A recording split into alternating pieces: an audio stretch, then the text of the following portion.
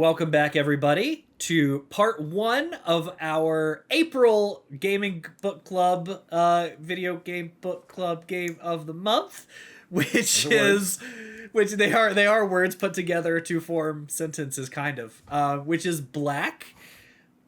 We don't do a new game every month. We just do a game when it's our turn to do a game. This one just happened to fall in the first week of April, so it is April's game. Or second week, it's fine. Oh, is it? It's April 3rd, Preston. Oh, wait, when it releases. Comes out next you week. Got me. Yep, that's on me. You got me. Which actually works out well, though. So we're going to make it, to the listeners, we're going to make a little change to Black. We were originally going to do 4 parts, 2 levels, 2 levels, 2 levels, 2 levels. We're going to make this 3 parts because we found playing through the first part, the levels aren't as long as we think. So we're going to be able to do part 2. Especially the first. Yeah. Part 2 is going to consist of level 3, 4, 5. Part 3 is going to consist of level 6, 7, 8. So we're going to do 3 levels for the next 2. It's going to be 3-parter. Okay. It's going to end at the end of April. And then we'll have a new game for May. But with that, let's dive in to talk about this game. I asked this question the other day, but let me ask again. How are you playing? I'm playing on the PlayStation 2. How are you guys playing? Original Xbox. Backwards compatibility. Backwards compatibility. Cool. Okay. Awesome. So, a higher frame rate. Ooh, fancy, man. I know. So Black, B period, A period, B Nope, period, L period, A period, C period, K period. Is a game by Criterion Games. Came out in 2006, published by EA. For both the Xbox and the PS2. Christian told me something interesting about this game that I didn't realize before we started playing this. The big deal to this game, Christian, as you said, was it was the first one that let you... First one I can remember. That you can remember. That let you use your own soundtrack, your own music as cool. the music in the game. On the Xbox version, yeah. Okay. Because I remember listening to my music all the time on the 360. But my Xbox is a shared Xbox. It wasn't mine, so I don't recall actually doing that back in the day on the Xbox. Do you recognize the developer's name, Alex? Criterion? Mm-hmm. The name sounds familiar. What else did they do? Burnout Paradise. Oh, okay. If I'm correct. Well, they did all the Burnout games. All the Burnout Criterion games. Back Nice. then, like, man, there was a time back in EA's early, life. Yeah. Before they became the shitheads they are now, that when you saw two companies, when you saw BioWare and you saw Criterion, you knew you were in for a treat. Mm-hmm. Yeah. And it just carried a certain weight with that. And Black was one of those games too, man. So it's funny you say that. It's funny you say that playing it in 2025 because it's a game. It is a game. But it was like a critical success. So it did very Black did very, very well. They were doing a sequel. However, there was a little disruption between Criterion and EA, who decided to be a bunch of assholes. And because of the differences that they couldn't get past the EA, they canceled it. Now, the devs did end up going out and making a spiritual successor, which I had the name of Body Count in 2011. Never heard of it. I did not know that. Okay. Yeah. Interesting. So that was by the same devs that left. But the sequel didn't happen because of EA. Now, the reason I didn't do as much diving into Criterion is because I did more diving in to something else, which is as soon as you play this game, we came out of a game in Metal Gear Solid that was very action movie-like. Mm-hmm. This game starts with about 2.5 minutes of black screen and credits. You know what? And if it's not the most patriotic 90s action movie music that you've ever heard, it feels like you're watching the intro to Black Hawk Down. Yes. See, here's the issue: is that you're not getting any video. I'm sitting here like, what the fuck is wrong with this? Like, is this port messed up? Like, what are we doing here? I'm like, Same. Oh, it's called Black. Never mind. It's just gonna be a black screen with the credits on here with audio because it's called Black. I'm like, fuck off. So, I like that's the way you went with your thought process. I just spent the whole 2.5 minutes going, oh, is something wrong? Until it finally stopped and the game started. So here's the thing. I loved that music so much. Like, honestly, Black Hawk Down, I can see this playing over a scene in like in any of the Soundtrack Top is Guns, like it, very 90s. So I looked. That's where I got caught, and I looked it up. And the game is composed by Chris Tilton and Michael Giacchino. It's an Italian name. I probably fucked that up, and I apologize, Sounds sir. familiar. It's not. FYI, he's done a couple of games. He's worked in-house with Criterion for a bit. He worked in-house with a couple other people. However, the other guy, Michael, is an Oscar and Grammy Award winner who did the movie scores. And I wrote a lot down because like the gamut is ridiculous. Did movie scores for Mission Impossible 3, Jurassic World, The Incredibles, Ratatouille, which he won an Oscar for, J.J. Abrams' Star Trek, Disney's Up, which he won an Oscar for, Doctor Strange, Rogue One, all three of Tom Holland's Spider-Man movies, Jojo Rabbit with Taika Waititi, and Matt Reeves' The Batman. So, this person, very predominant. this person has some credit to his name. Now, we played 2 levels, and up to the end playthrough, I never heard the same quality music that we got in the beginning. So maybe Michael did the beginning and then Chris did the rest. I don't know, but there's that. So let's get into it. This game is set in 2 places. One I can pronounce, that is Chechnya, Russia. And the other one I cannot, which is Ingushetia? Ingushetia. I think you just said a slur. I'm not sure, but It's possible. If you text it to me, I can probably pronounce it. I do pretty good with Eastern European. It's fine. It's Russia. We'll just say it takes place in generally Russia. So general Russia. Eastern European. Eastern Europe. So. Game From open. beyond the Iron Curtain. I mean, a lot of it's in Russia. We even have a mission where we have to cross the border. So the game opens up, and it is live action film, right? Movie. FMV, baby. FMV. And somebody is interrogating who we learn is Keller J. So our protagonist, us, is Sergeant First Class Jack Keller, and we are a CIA Black Ops. And there's a man talking to us. We don't really know who this guy is, other than he's an interrogator. He's asking us some questions, and we're not really being very cooperative. And he's like, look, I'm just here to help clean up the mess you made, right? And he's like, if you don't help us out, it's like, that's fine. It's just going to get worse for you. He's like, we're going to declassify everything that anybody knows about you. So you're going to get the works. You're going to get court-martialed. You're going to be dishonorably discharged. You're going to be imprisoned for life. We don't say anything to that. So he stands up. He's like, fine, fuck it. I don't give a shit. I'm out of here. Getting my paycheck anyway. We stop him. We're like, all right. So what do you want to know? And the first thing he says is like, all right, so just answer a few questions. Tell me about Seventh Wave. So we are just getting our lore dumped pretty quick here. Where we basically find out that Seventh Wave is an arms smuggling group who also dabbles in light terrorism with bombings and organized executions and, of course, providing weapons to other terrorist groups, right?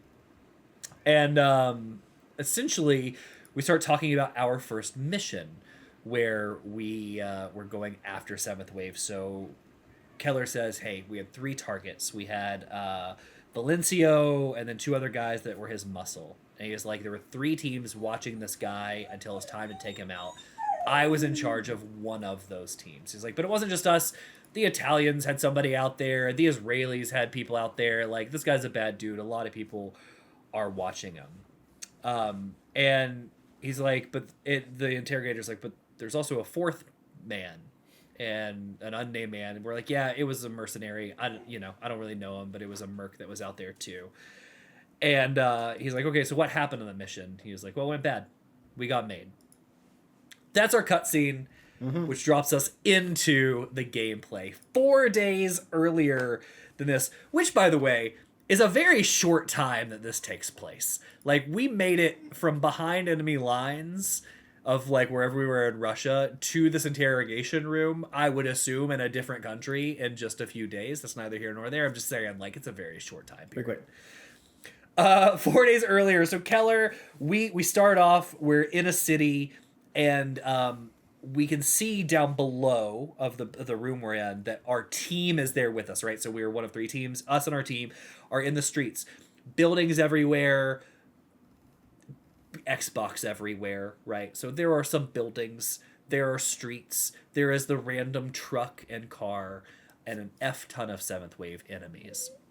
So we're trying to get to the leaders of the 7th wave. So we're running to the building, and this is where we learn kind of what this game's all about, which is just destruction for the destruction gods. I don't know where this fell in the timeline of other games that are famous for destruction, like Red Faction Guerrilla, right, was really known for the destructible environments and other stuff. It was way before that. Yeah, Was it? Okay, so 2007, yeah. That game was PS3, Xbox 360. Now Guerrilla was PS2. I had it on PS2. No, you're thinking of the first one, Red Faction. It's Let me called see. Red Faction, is it? It might just be Red Faction. Either way. So you're still saying this one's first, which I would believe you in that. This is 2006. Definitely, yeah. First. Yes, the first one was just called Red Faction. Red Faction Guerrilla was a PS3 game because they used the whole cell it's crazy, but yeah, Red Faction was the one that you played, the regular. That was the first game. Yeah. So the whole thing about this is like everything is destructible. Like and not only is everything just in general, most things are destructible, like your cover is destructible and stuff, but on top of that, like they actually want you to use that to your advantage in the levels. What can you blow up? What can you shoot out? What can you get, like, take away from enemies to help you move through the level? So we're going through the city with our team, and man, were there just enemies everywhere, and in like classic first-person shooter games, in the most random places. Like you would run through an alley, and there would be an enemy like on the 2nd floor, but then an enemy in a window in like the 4th floor.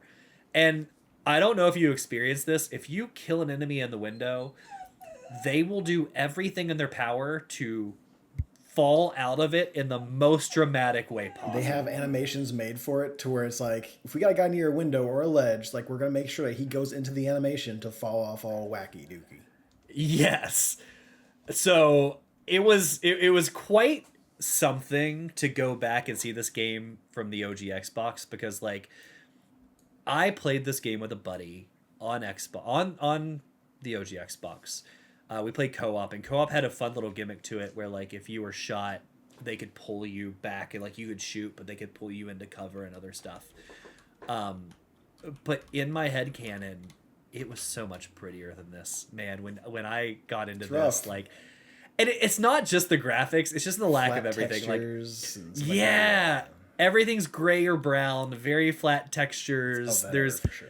There's a truck here, or like a toll stand there. Like this is very empty, and you're supposed to believe this is like this really like they've kind of taken over the city, and you're in like urban warfare, right? But it's very lifeless, which was interesting. So we get to the we get to a parking garage essentially, where we're told like through our commander over the headset, like, hey, hold your position, wait for the other teams to regroup, do your thing. So you end up taking a few people out. Like you end up taking out a few heads, Valencio and a couple other guys like in this area. And we're like, well, there's something else going on. Like there's still people in the building, and we're told like, do not go in the building. Just hold your position, let people come. And you're like, nope, screw that. I'm going to go in the building anyway. And that breaks protocol. And this is where things start to turn for you, because we go right back into a cutscene. So we learn is we held the position. That was the end of the mission. What we learn is that we run into the building, and in the building is when we are ambushed by that 4th person, by that unnamed merc, right? And we find out that this merc's name, I had it. We find out that he's American, right? So in the cutscene, we're like, hey, you're told to hold, why didn't you? And where like, you know, Charlie team was down, we couldn't leave him, we couldn't wait, so we went in the building. Someone got the drop on us, and he's like, well, why didn't the guy fire on you? He's like, I don't know, the dude was American. He's like, what do you mean he was American? And we had this great line where he was like, he was American, he wasn't German, not Russian, not Chechnyan, American. And he's like, well, how do you know? And he's like, he talked to me. So then the interrogator says, okay, well, what did he say? And it's like, well, I don't remember. Well, why don't you remember? Well, because right when he was talking to me, a RP, like a rocket propelled grenade, you know, right, just hits the building, and it knocks me out. So he left me alive, whatever. And that is the end of mission 1. So our interrogator's like, okay, I get it. Tell me about what happened next. Tell me about your second operation. And we're like, well, this one's a double header, right? We had a couple things to do. We had to eliminate weapons caches. We had to take out some strongholds. And I really wanted to meet Lieutenant Carver. I was supposed to RV, which in the game we keep saying, like, we're going to RV, and somehow my brain immediately translated that to rendezvous. So I was very proud of myself that I was able to crack that military code, like, instantly. We're there to rendezvous with Lieutenant Carver, who we don't know too much about yet, other than it's a woman, and that's her character arc. There you go. So we say, hey, it should have been a breeze. The problem is the maps weren't up to date. The only thing that was up to date is the fact there was a farm that existed. So boom, we're dropped right into mission 2. This one's a bit longer. So mission 1 took me about 11 minutes. What'd it take you guys? 7. Okay. Yeah, somewhere around there. I'm playing That's easy close. to be fair, but yes, it took me 7 minutes. I'm playing normal. So the only difference between easy, normal, hard, and Black Ops... Actually, I take that back. Black Ops, I think, like, you can't die or something else. But the only difference between easy, normal, and hard is the amount of secondary operations you're supposed to do. So in easy, you do the mission with nothing extra. On normal, I have to do the mission, and then, like, in mission 1, I had to complete 3 out of 8 secondary operations. A lot like Gold. And those are Right. like, yeah, and those are like destroy the intel, collect the. I like destroyed a couple things of blackmail. I found like computer codes and wire transfer information. I actually found like 6 out of 8 things, so that's what took me the 11 minutes. I was actually map scraping. Same with level 2. I had to complete 2 out of 5 things. I was map scraping again. It's So very level much 2 took me. GoldenEye. It was like the dam. Yeah. If you play on easy, just go to the end of the dam. If you play on a hard difficulty, you got to take out security cameras, find this thing, find that thing. So it's it's Yep. very GoldenEye-esque. Yep. So this second level took me about 48 minutes, I think. It's a bit beefier. So, we're dropped right into a forest, and our goal is to rendezvous at the farm. This one, different environment, less destructible things at first, like you're just running around with trees. I don't know how you guys found the first little bit of battle, right, of gunplay here, but like the AI in this game will see you from a million yards Yep. away. That's how they found me. I was Like, on a hill. I would- Some dudes at Yeah. down the road is like, oh, he's up there. I'm like, bro, like I'm over here next to a tree, not even moving, but you can see me. Yeah, dude, I was so again map scraping this area, which was harder because it was more open. It's very open. But I would be like crouched walking up to a little like pillar box or pillbox or something, and I would start heading up there, and somebody would be walking along the front of it, so like I might be able to see the top of their head, and they would just start running and like shooting at me. I was like, how did you see me? The AI is absolutely insane. So in this level, as we're moving through, our whole goal is to cross the border and do this rendezvous. And the first thing we come up to is a border crossing. And this is our first big battle area. And it's really just set up of like a truck in front of a gate with a bunch of fences, some buildings, and then a whole lot of destructible environments. Like half of the boxes have little exploding barrels attached to them in the center of this like storage area. Every truck that's parked around has a tank that could explode. There's gas tanks that are powering, like being the generator power of a lot of these buildings. They all explode. So I don't know how you guys did this, but for me, I got right into the first building, went upstairs where I had a lookout, and blew everything up. and it killed all but I think 2 people, and that was that. Yeah, no, I would be like, Yeah, I would that be is slowly, similar. yeah, I try to slowly walk up, just because you're going like in a straight line. And a lot of these places, like, sometimes there's a bridge, but usually a couple buildings that like have like a pathway, right? And there's usually like a tower as well, like right in front of it, just kind of like a watchtower. Obviously, you take out the watchtower first, and then I would just be firing. I'd be shooting at guys, but as soon as they want to walk up to something that's slightly red or has a flame icon next to it, that thing's blowing up. And if I Yeah. saw one next to a building, I'm like, I'm definitely blowing that up because it's going to take out the chunk of the building for me to see inside there as well. So it's, yeah, anything opportunity I had to blow the shit up, I was doing it. Yeah. There's a couple things that won't show up as like red or have a fire on it. It might be red, but if you hover over it, if your little reticle turns like black, then you know it'll blow up that way too. Oh, really? Okay. I saw that. I just didn't know what I meant. And like this Black. It goes game, black. God damn it. it does go black, which is funny. fucking Another thing Christ. I didn't put together until I just said it. Oh. They man like not only do they lean into the destructibility piece like for the stuff they put around the buildings, but like even the doors. A couple buildings that I couldn't get into had metal doors on it. You just throw a grenade, just blow Or the blow the ones- door out of the wall. The first time you get the shotgun, Yeah. they literally tell you to use a shotgun to blow open a door. Yep. So that's how you open it. There's It no took open me button. it took me a minute. So I did find one thing frustrating in the very first building to the right there. Like I could see into it because everything had blown up and it blew the wall and the windows out of the front, like top to bottom, like blew the wall out. And I could see inside there was like some red intel and stuff that like I should get for my side ops. But this game infuriatingly doesn't have a jump.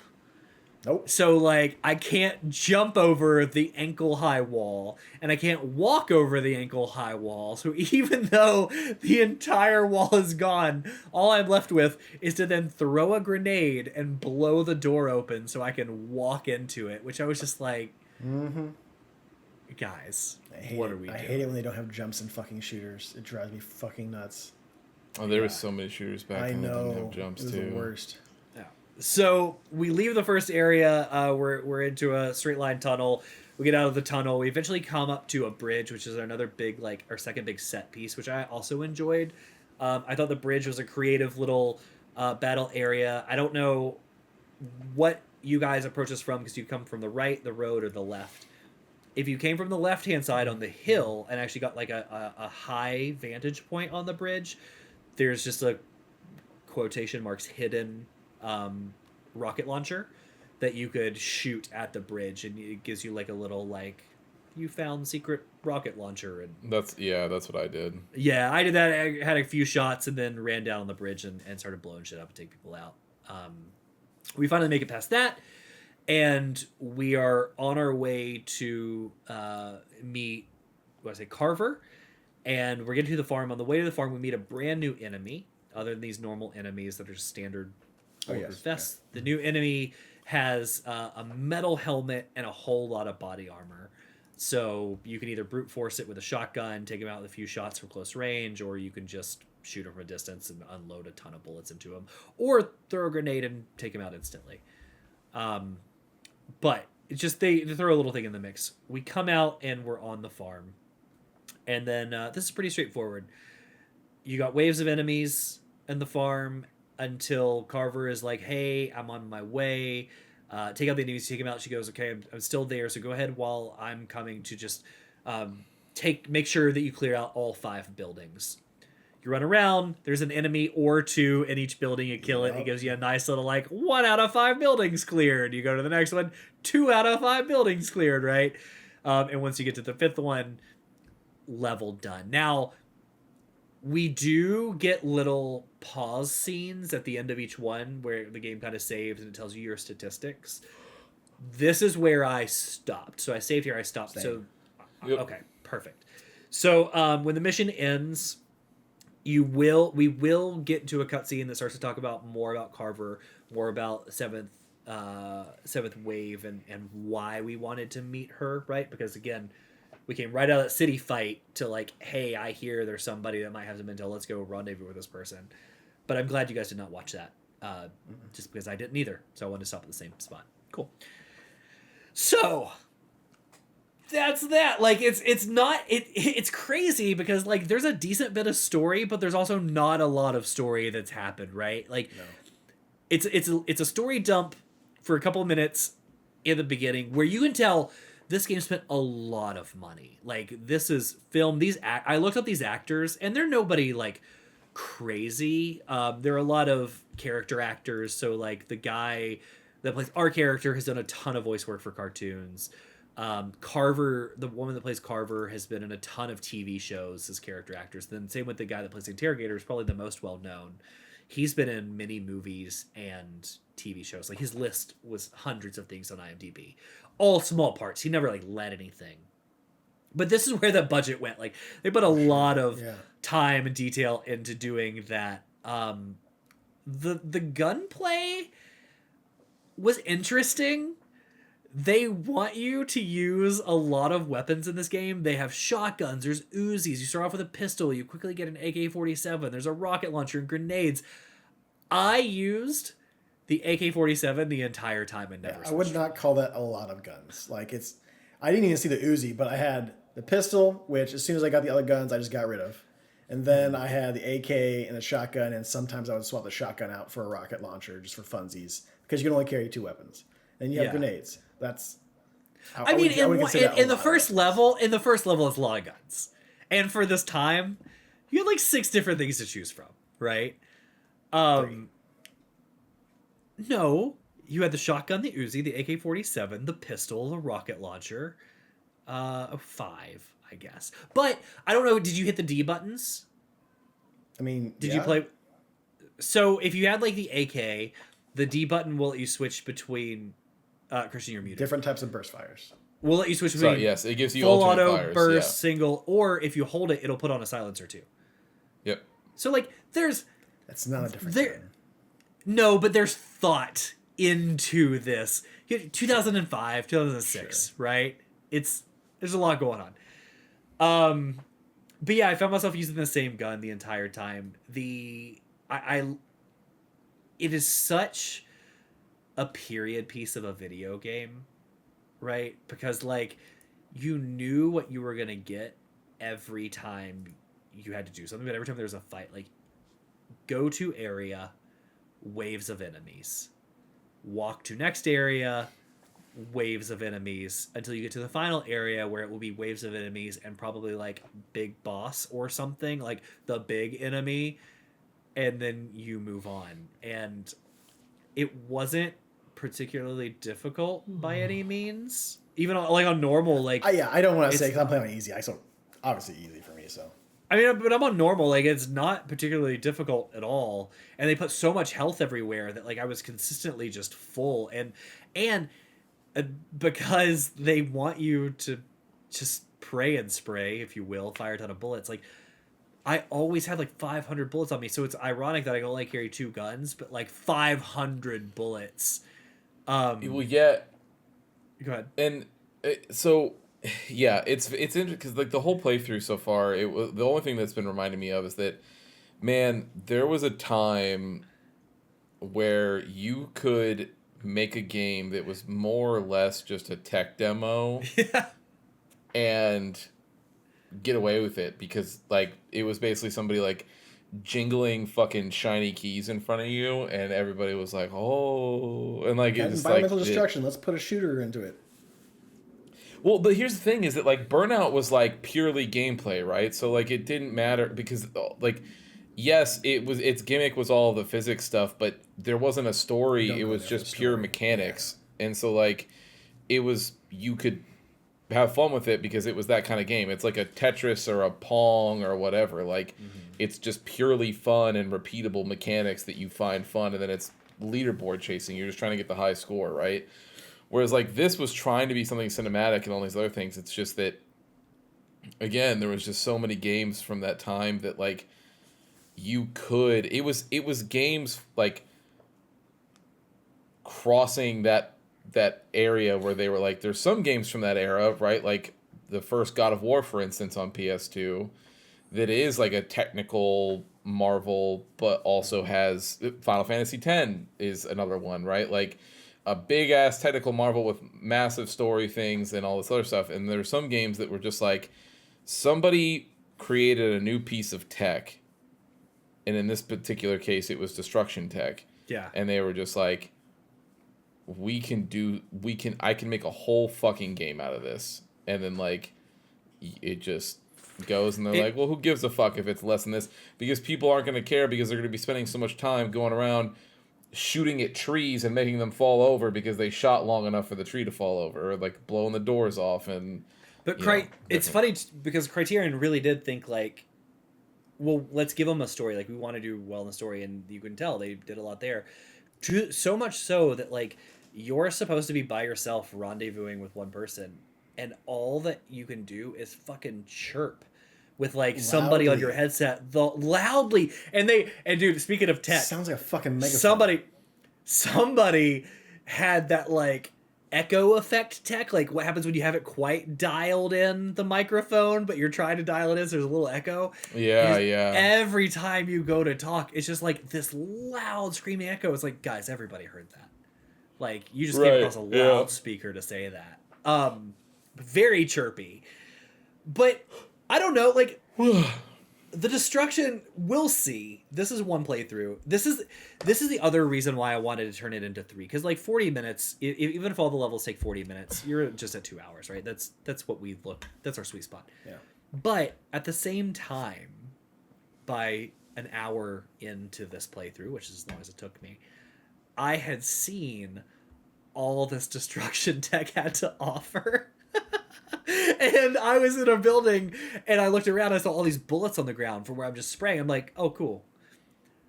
But I've seen it. So I think this game will be best experienced in a short burst, where we just powered through it. Because I don't know. Like, it'll be nice to have the bits of the story, and an extra bit of story will be good as we're doing this too. But like, when it comes to the gameplay, aside from the story and the narrative this game's trying to tell, like, we've kind of seen it right now. You know what showed we'll the most age to me? Yeah, I but drop in the first thing. I start moving a little bit. I'm like, whoa, this is slow and draggy. I'm Slow. like, all right, man, I got to turn the sensitivity up. So I press the pause button, and you go to the controller settings, and it's like 3 options. I'm like, fuck. This game is definitely mid-aughts, because I have 0 options on a shooter. A shooter should have sensitivity options, but this is not 2025. It is now, but it wasn't back then. I'm like, God damn, I gotta do this the whole game? Like, fuck me. I got used to it. I did to a the point, same but thing. As soon as you drop in, I turned right, I turned left, nope, and did the same thing. Not gonna do it. Too slow. Start menu, same thing. There's Saw no 3 PC options, same version of this thing. game, so you can't get a mouse version of this either. So I'm like, fuck. So I don't know about you guys. So what I've learned to do, the same thing I default to anytime I play games like this, when it's super slow, is instead of like I just strafe. I just strafe everywhere. It's easier to strafe and hit somebody than it is to turn, because I can move faster laterally than I can move my aim. But yeah, dude, the exact same thing happened to me, where I was just like, oh boy, this thing is Button slow. settings. Oh no. Yeah, It's gonna be a rough one. And the controller for me is interesting. R1 is my shoot. R2 is grenade. L1 is my zoom in. I forget what L2 is. Yep. So it was interesting, because I'm not used to having like that top bumper button. Well, so here's the thing: is that the problem is that this came out where there was no. So let me remember this. Because the Xbox doesn't have bumpers, right? They had the black and white button. It does? Okay, I forgot. Yeah. Yeah. Here, hold on. I wonder what special thing they use the black button for. Ooh. That was just start and select back then, I think. They had start and select on Xbox, did they? I thought they did. Or at least a start. I thought black and white got used for start and select. Maybe I'm wrong. I have to look at the Duke again.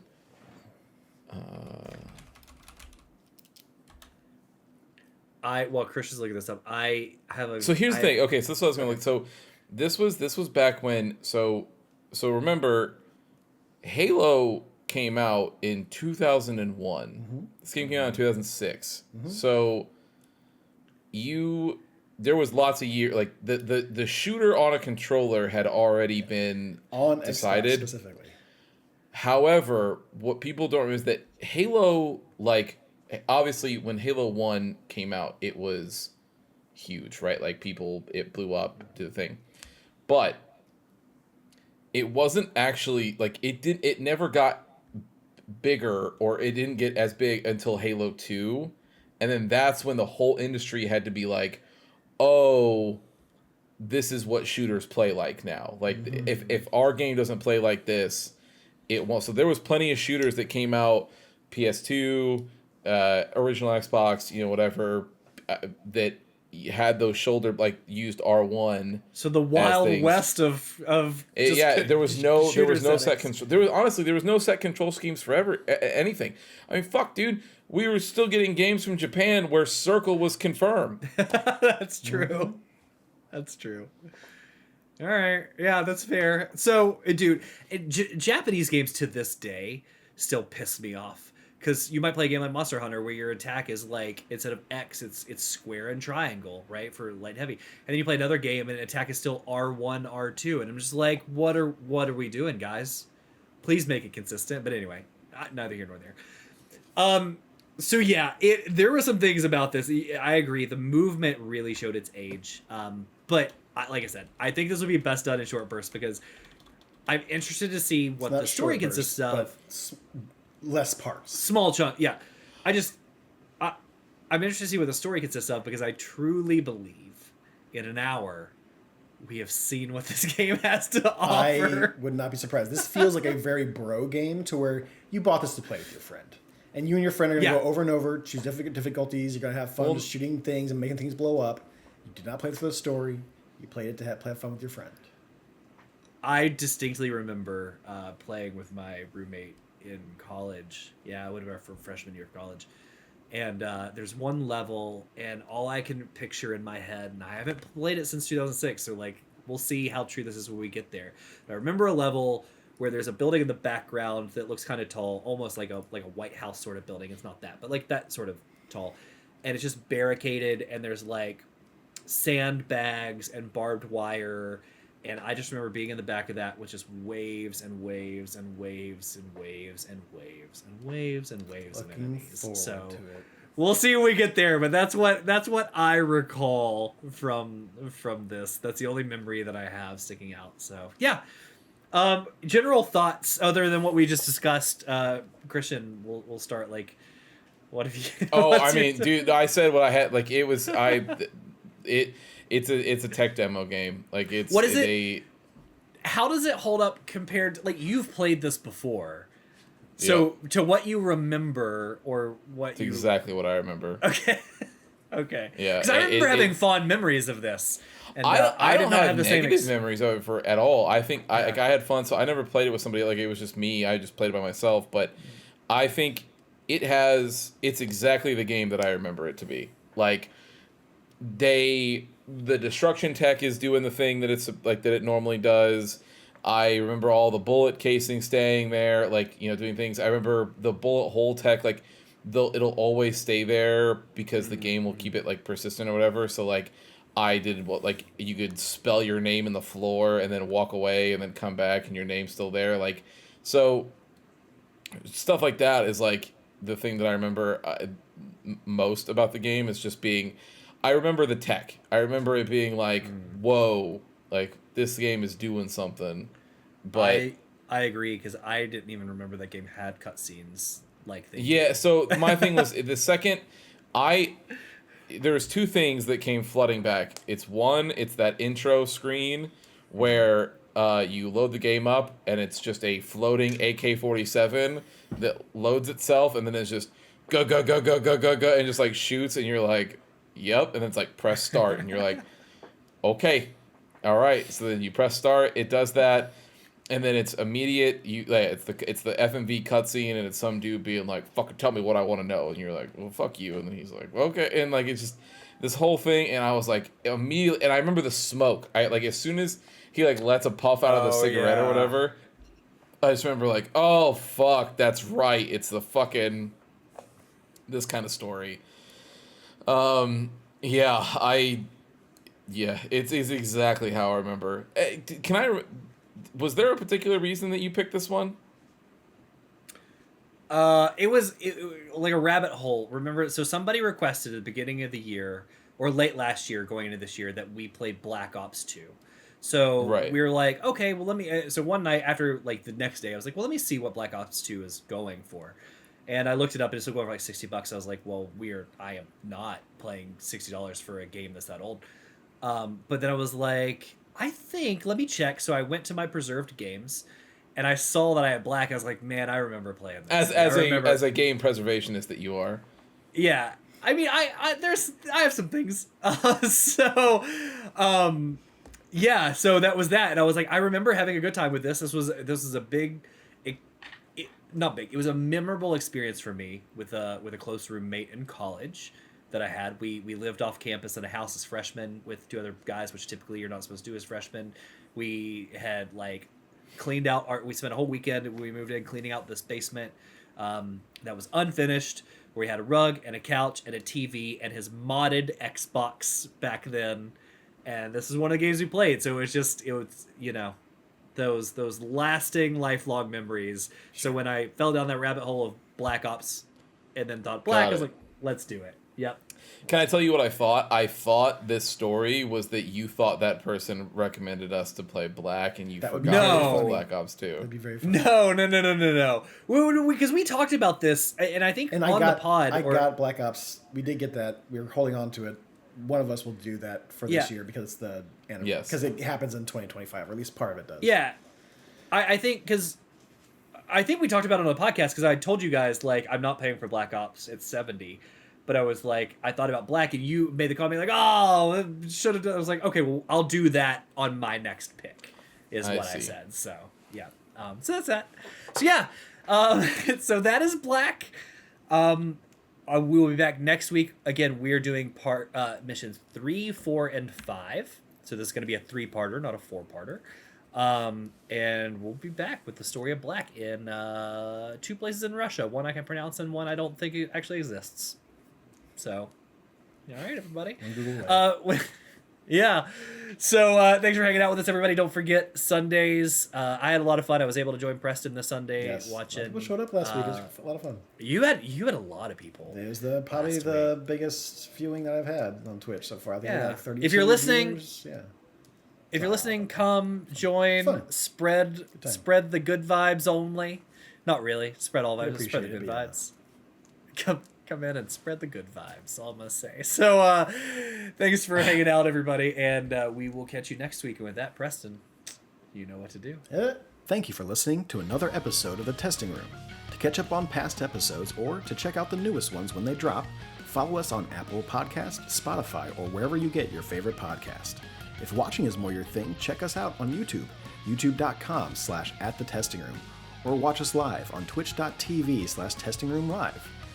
To leave comments or ask questions, you can follow us on Instagram @testingroompod, leave a comment on YouTube, or send them in to testingroompod@gmail.com. See you next time.